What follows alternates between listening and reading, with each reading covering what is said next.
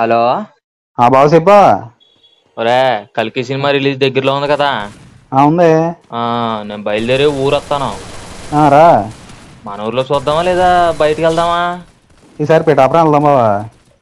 ఒరే, ఇప్పుడు Pawan కళ్యాణ్ది OG cinema వస్తుంది కదా త్వరలోను. అది పిఠాపురంలో చూద్దాం, బాగుంటది.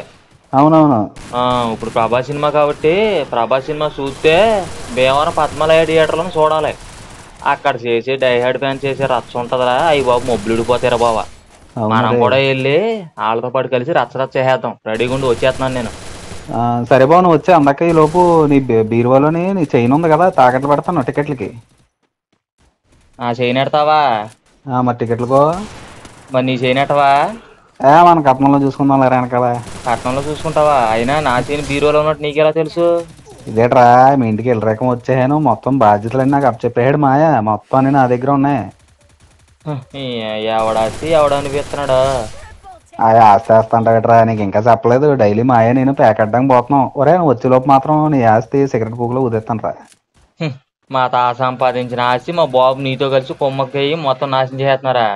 మా బాబు కూడా సరైనడు కాదులే. మరి నువ్వు పోరంబో కదా తెలిసిపోయింది కదా. నా బతుకే తగలయ్యారా మీరు. దాపరేకం శని దాపరిచ్చినట్టు దాపరిచ్చారా మీరు. బతుకు పెట్టే శని పూజ చేయించుకోవా.